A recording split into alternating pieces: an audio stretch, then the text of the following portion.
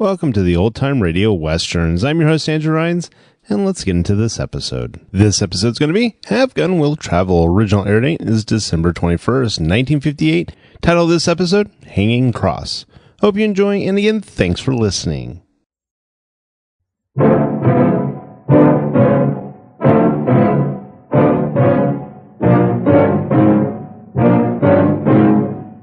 In all my life, I've only seen a dozen real killers. But I've seen 10,000 people who will sit back and let murder happen. Which is the greater evil?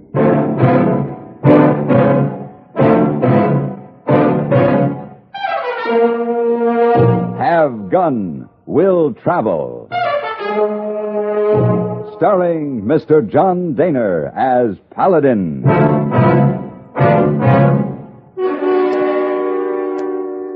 San Francisco, 1875.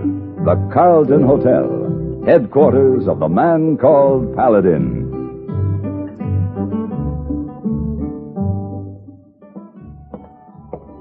Oh, good afternoon, Mr. Paladin. Good afternoon, Mr. Stanford. Pardon me. Yes. You dropped these by the desk. Oh, thank you very much. The glove that holds a lady's hand holds a world of prettiness. Really? Yes. My name is... I am not interested in your name. I don't wish to know it. I don't wish to know you. And if I did, this would not be the day, the hour, nor the place. I quite understand. Then if you will kindly release my hand. Oh, of course. Again, thank you very much. Oh, pretty lady, not too impressed with Mr. Paladin. We are all entitled to mistakes, Heyboy. Oh, yes, but how often? Seldom, the time, the place, and the loved one all together. And husband make three. Telegram come for you. Oh? Answer? Yes. Wire back. Have gun. Will travel.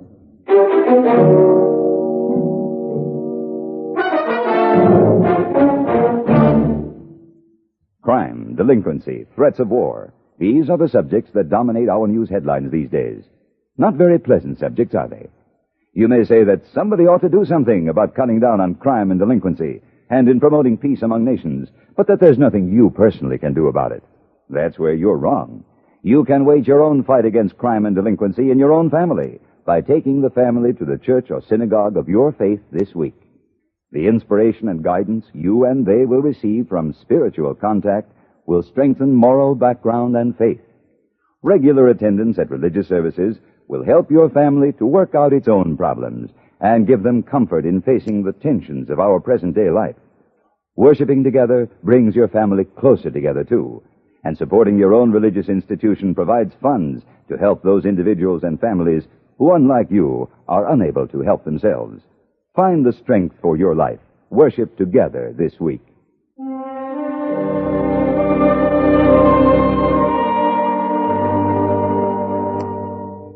In a way, I was sorry to leave San Francisco just as Christmas was coming on. The shop windows, already frosted, were filled with all those wonderful surprises, which seemed to appear only at the Christmas season. And there was an excitement in the eyes of passers-by, young and old alike. In the air, there was the smell of cookies and cakes and candies. It was a good time to be in San Francisco. And yet the telegram from Colorado Territory left me little choice. It was a long trip and a cold one. As I got closer to my destination, I heard more about the man named Beecher, the man who had hired me. And I didn't like what I heard. Matt Beecher was a hard man, and he ran his cattle empire with an iron fist. It was the day before Christmas when I arrived at the Beecher Ranch. You got business here, cowboy? I was told I'd find Matthew Beecher here. You found him. I pay you $25 a month if I like your work. This is my foreman, Tater. He'll sign you on. Howdy. No, I didn't come here to hire on as a hand, Mr. Beecher. No? What did you come for, then? My name is Paladin. You may remember this.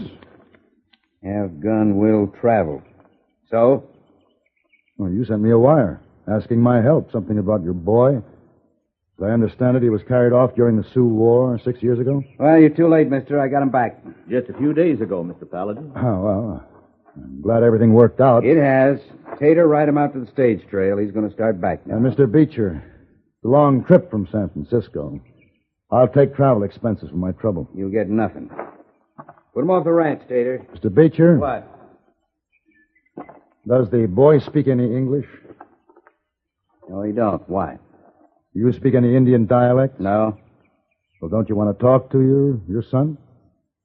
You speak the Pawnee dialect? Some. All right, Tater. Take him up to the main house. We'll talk about them expenses later. Yes, sir. Come on, Mr. Paladin. Maybe I better set you straight about something. What's that? Well, we ain't too sure the boy is Matt Beecher's son. Well, he seems sure enough. Yeah, well, Matt's sure of everything. He found the boy riding off from a small band of Pawnees 3-4 days ago. Matt just says, "That's my boy," and takes him. Huh. What do you think, Tater? Well, he looks Indian to me. Of course, Robbie was only 2 when the Indians took him. That was when they killed Mrs. Beecher, too. And that nearly finished Matt off when they killed his wife. Tater, is that you? Yep. Mr. Paladin, this here's my wife, Morty. Morty? Mr. Paladin? How's the boy today, Morty? Well, same as yesterday and the day before. Is he sick? Well, not hardly. It's just we got to keep an eye on him every minute or he'll squirt away. Boy! Hey, boy! There he is, Mr. Paladin. About as wild as any animal that I've ever seen. Poor little thing. Well, what do you think? Well, about 8 years old, I should think. Be about right. He could be white. If some of that grime were scraped off him, it's hard to say. Hard to scrape it off, too. Well, what's he say? I haven't talked to him yet, Mr. Beecher. Well, talk to him. I'm paying you. Kono la tefi. Shishoni kiburi kiman. Shiwa. Kalate Shishona Kyo. Tegate. His name is Chiwa. His father is Kalate, chief of the Pawnees. You listen to me, boy. I'm your daddy. I'd sell my own soul. I'd give it away before I'd lose you again. He don't understand you, Mr. Beecher. Well, he's got to feel something this strong, lingo or no lingo. Now, boy, you listen to me. Tika. What's the matter with him? He's afraid of you. Miss Beecher! Mr. Beecher! What do you want? It's Indians, Mr. Beecher. Indian. Pawnees. Well, what about him? Well, they're setting up camp. Where? They're over on the East Range. So they finally come for the boy. All right, Tater. Yes, sir. Turn the men out. Make sure they all have rifles. Yes, sir. Now, wait a minute. What? Before you start shooting, why don't you find out for sure if this really is your boy? I told you before, I know he's my boy. You want to believe that, but you aren't sure. All right, Paladin, say it out. What are you asking for? Time to talk with those Pawnees. Well, you go talk then, but I'll tell you one thing for sure. No matter what lies they give you, that boy's mine. And if they try to come after him, there'll be the bloodiest massacre you ever seen.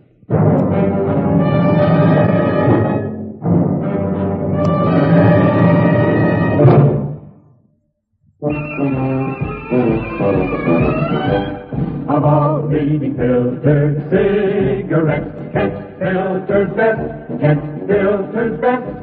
It makes good sense when you smoke Kent. Kent Filter's best. Of all of the brands of cigarettes, Kent tastes the best. Kent tastes the best. A richer taste than all the rest. Kent Filter's best.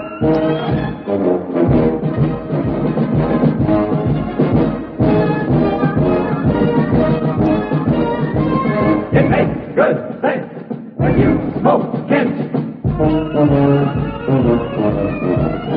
Of all leading filter cigarettes, Kent Filter's best.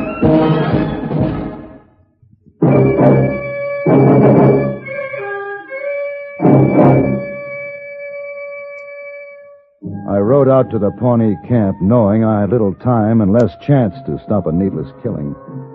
There were squaws, braves, sitting, wandering. There were a hungry people and a lost people. At a tattered teepee, I found Kalete, chief of the Pawnees. Kalate was once man who greeted white man like brother. Now he wanders, hungry, forgotten like the gray wolf. I'm sorry. I wondered why Kalate was on this trail. White man steal children. Kalate will agree. A man may claim his own son. She was my son. Is he white? She was my son. I ask again, is he white? Skin is leather bag God made to hold the soul. Color of bag no matter. He was traded from the Sioux. Our blood has mixed. But his is white. He is my son. I take him back. Kalate, if you take the boy, they'll be killing. This white man has many rifles. Can rifles kill what has been killed already? Look at my camp. When there is no game, my people starve. We are driven from land, and winter is here. But we move no more. We stay here. Soon we take my son.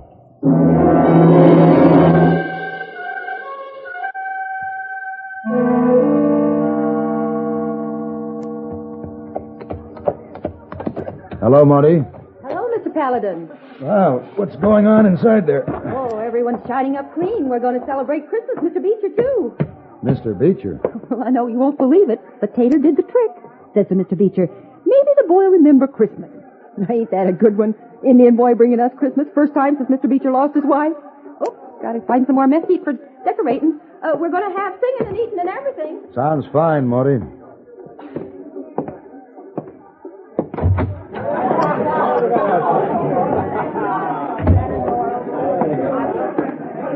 Well, Paladin, you see the chief?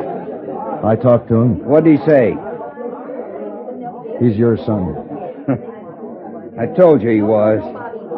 You tell them Injuns to get their squaws and their tents off my property? No. Why not? You want them all killed? I want you to understand that Chief Kalate feels that the boy is his son, too, and he feels it very strongly. If you talk to him, I'd be glad to act as interpreter. The only way I'll talk to him and his flea-bitten braves is with rifle fire. Listen, Beecher. Chief Kalate is the only father the boy has ever known. You kill him. How are you going to explain that to the boy? You speak Pawnee. You can explain it. You're wrong, Mr. Beecher. Yeah? I couldn't explain that in any language.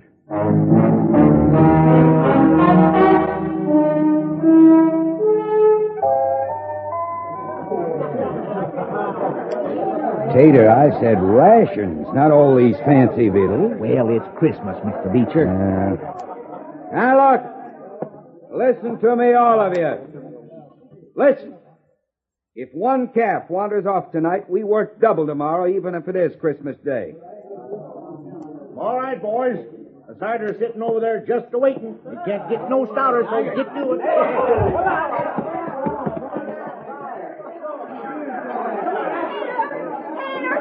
Tater! Marty, what is it? The boy's gone. Gone? They come and took him. Was it the Pawnees took him? Yes, sir. You knew about this, Paladin. I thought they'd try, but not so soon. Get your rifles. Now, just wait a minute. You're always reaching for a rifle. There's no need for rifles. No hurry. The Pawnees aren't going anywhere. They're tired of running. Preaching from a gunslinger. You just been aching to speak a piece. Well, speak it, Paladin. Talk don't mean nothing. Say anything you want. I'll still have the last say. Well, I'm far from being a preacher. But I do know something about killing. Now, these Indians, rightly or wrongly, believe the boy is theirs. A few people love children like the Pawnees. Now, the Chief Kalate might have given up the boy. He knows a wealthy rancher could give the boy more than a starving Indian could, and they're starving. Properly treated, he still might give up the boy. On the other hand, these Pawnees can't run anymore. They're tired. But they would rather die here tonight than give up the child to force. It won't be hard to massacre them. They have no guns. All you have to do is stay out of arrow range. Those you only wound, well, someone will have to press a muzzle against their heads and pull a trigger. Now, this is no Christmas message. I haven't even suggested that to a starving man, food may carry more weight than rifles. As Mr. Beecher can tell you, sentiments like peace, like goodwill, and love, and brotherhood, they're just words, unless you already know what they mean. And if you don't, even if this were a chapel and I were a preacher, Such words would do no good. Well, I ain't got much to say. We're going out to kill some Injuns. One Injun in particular. Anybody that wants can stay here and draw his time, if you think you can find another job. And those who ain't going with me, speak up. Right now.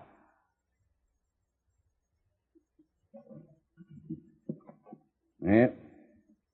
That's the story since the beginning, Mr. Paladin. The belly always wins out.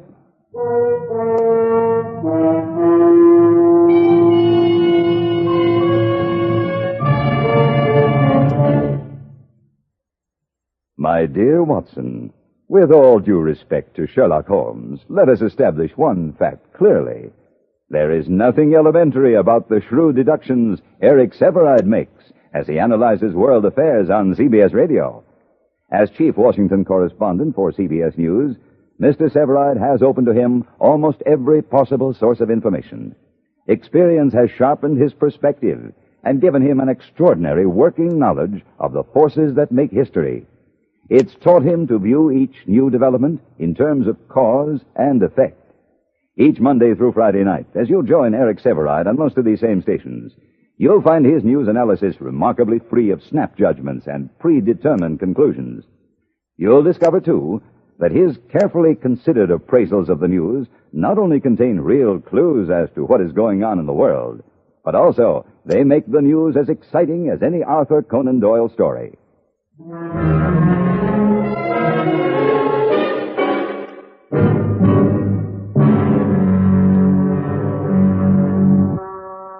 As Beecher's men spilled out of the doorway of the main house to change clothes and get their rifles, I slipped out the back way and, taking the first horse I saw, headed for the Indian camp. Somehow I had to keep Matt Beecher from starting a bloodbath he might not be able to stop. Even as Kalati and I talked, I knew there were horses moving in the darkness beyond the Indians' fires. Beecher's horses. You are a wise man, my son, but we stay. A man without a gun still might run. No place to run. I have forgotten how to kill, but not how to die. But what good does this do the boy? Could he take another father after this? We got the camp surrounded.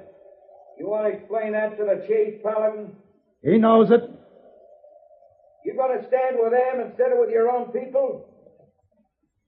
I asked you a question. I heard you. Tater? Hold up, Tater! Women. Hold your fire, boys. That's Morty. Women, what are they doing here? Mr. Paladin! Over here, Monty. We got food and things for them Indians. There's 15 or 20 of us. Is it all right to come in there? It's the most all right thing in the world, Monty. Come on. All right, ladies. Get your baskets and get it. What is? Call your squaws, Chief. Call your children. Call the boy. They're bringing food and gifts for your people. Shiva, Holonge, Honemo. Well, they don't look very friendly, Mr. Paladin. I guess you don't look very friendly to them. What do we say? Oh. I'd suggest you try Merry Christmas. Merry Christmas? To Christmas. Monty, this is Kalate. He's the chief of the Pawnees. How do you do? Oh. I only got one pair of hands. Here, you take this basket. Hold on there, Morty. I'm with you. Hello, Tater. Hello, Mr. Paladin. I come in too, Mr. Paladin. Well, Pete. Now, what Beecher's doing is wrong, and I don't care if I do get fired. Well, look, Mr. Paladin, all the men are coming in. Why, Morty, you ain't rightly dressed for riding. Oh, ladies, now it's the time to change, but you sure don't have to look. Well, Chief, there'll be no bloodletting tonight. Christmas? That's right. They call it Christmas. It's a time of the year when people pretend there is no evil in the world. I like. Everybody likes. What about the boy, Chief? His name is Robbie Beecher. His skin is white. Chief? My boy. His boy, Chief. You can return the seed to the plant that bore it. He can't take it, nor can I, nor can anyone. I talk to boy. I'll talk to his father.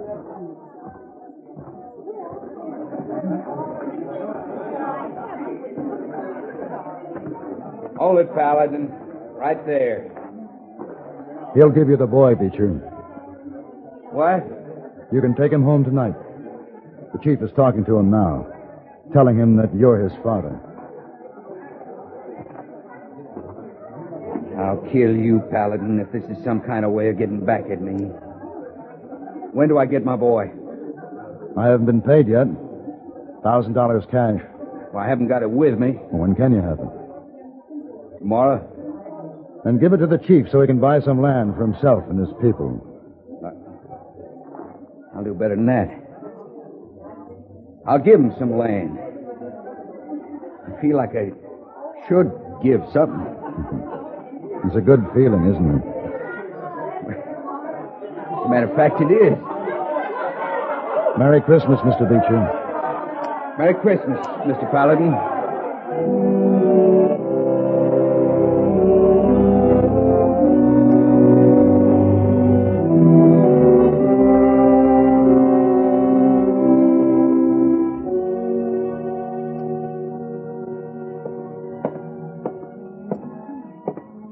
Oh, Mr. Paladin. Good afternoon, Heyboy. When you come back? Last night, late. Oh, excuse me. Oh, no. Wait, not her. You met her once, remember? I remember. She's always dropping her glove. Oh, too bad. I eat trouble. Oh. I beg your pardon. You dropped your glove. Oh, sir, I did. May I pick it up? You may. Thank you. Allow me to introduce myself. Well, please do. My name is Paladin. My name is Eugenie Meyer, Mr. Paladin. Oh. There's a princess named Eugenie. I'd rather hear about that glove that holds a lady's hand. Holds a world of prettiness? Yes. I like that beginning better. Is there more? Oh, there's a great deal more, I assure you. But one question. Why the change of heart? Well, it's more a change of mind. The change of heart can come later. But why? You were very confident in your rejection the last time we met. Well, you were very confident of yourself, Mr. Paladin. Christmas seems to have humbled you. And me. Then we're both very fortunate. Now we can meet. Yes.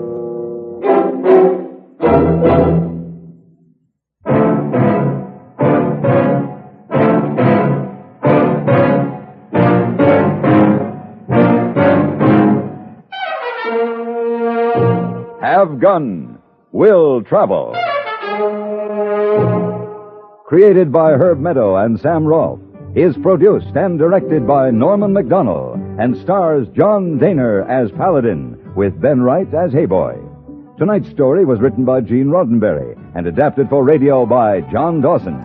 Featured in the cast were Vic Perrin, Jess Kirkpatrick, Roy Woods, Richard Beals, Ann Morrison, and Virginia Christine. Hugh Douglas speaking. Join us again next week for Have Gun Will Travel.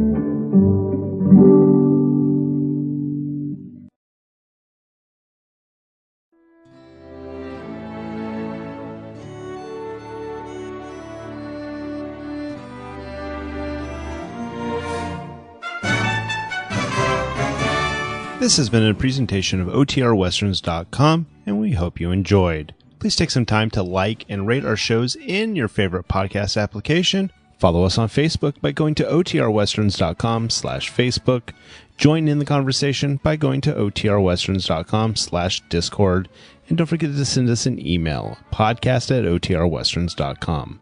This episode is copyright under the Attribution Non-Commercial Share Alike copyright. For more information, go to OTRWesterns.com/copyright. Have a great day, and again, thanks for listening.